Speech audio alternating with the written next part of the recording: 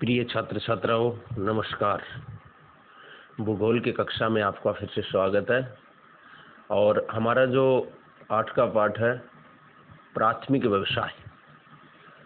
प्राथमिक व्यवसायों के बारे में हम पढ़ रहे थे। और विश्व में कई ऐसे क्षेत्र हैं जहाँ बड़ी मात्रा में प्राथमिक व्यवसायों में लोग संलग्न हैं। उन सब के बारे में हम पढ़ेंगे। और हमारा जो टॉपिक था प्राथमिक व्यवसाय के जो प्रमुख प्रकार हैं उनके बारे में पढ़ रहे थे।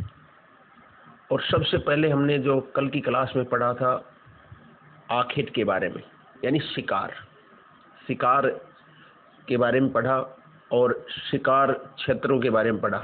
और हमने ये भी देखा कि लगातार शिकार क्षेत्र है वो घटते जा रहे हैं और लोगों के सामने जो विशेष रूप से आखेट से जुड़े हुए उन लोगों के सामने आजीविका चलाने की समस्या उत्पन्न हो गई है।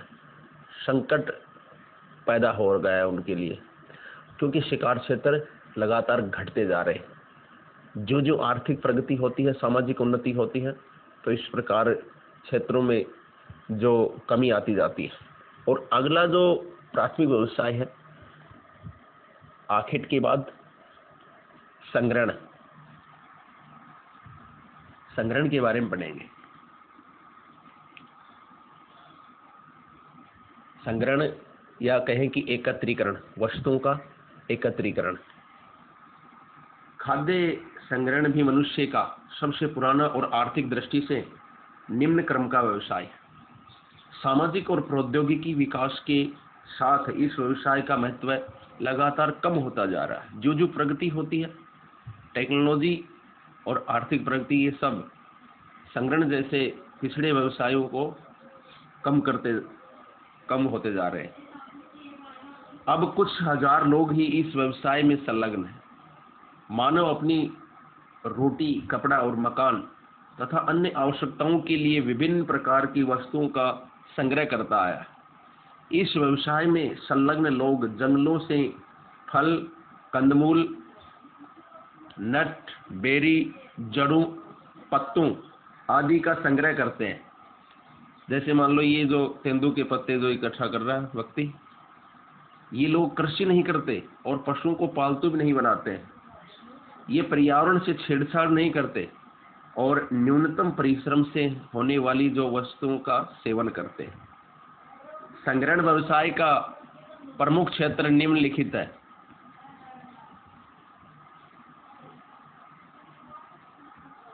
अब ये देखिए, हम इसके जो संग्रहण के व्यवसाय, मलाया प्रायद्वीप के सेमांग और सकाई जनजाति द्वारा, अमेजन बेसिन में बोडो जनजाति द्वारा, कालाहारी मरुस्थल में बुशमैन जनजाति द्वारा, और पर्वतीय क्षेत्रों में भी, और दक्षिणी पूर्वी एशिया के आंतरिक भागों में। आधुनिक काल में भोजन संग्रहण के कार्य का कुछ भागों में ही व्यवसायीकरण हो गया। बच्चों, ये लोग कीमती पौधों की पत्तियों की छाल और औषधीय पौधों को सामान्य रूप से संशोधित कर बाजार में बेचने का कार्य भी करते हैं। मतलब इनमें जो प्रगति हो गई, काफी वस्तुओं का जो विशेष व्यवसायीकरण हो गया। विभिन्न वृक्षों की छालों का उपयोग कुनेन बनाने, चमड़ा तैयार करने, कॉर्क आदि बनाने के लिए किया जाता है। पत्तियों का उपयोग पेय पदार्थ, दवाइयां व कांतिवर्धक यानी बलवर्धक वस्तुएं बनाने में करते हैं। कांतिवर्धक मतलब जो परफ्यूम आदि होते हैं वो। रेशे को कपड़ा बनाने तथा दृढ़ फल का भोजन व तेल बनाने के लिए प्रयोग किया जाता है। तने का उपयोग रबड़, ब्लाटा, गोंद व शॉल व रोल बनाने में होता है। विश्व स्तर पर संग्रहण का महत्व अधिक नहीं है।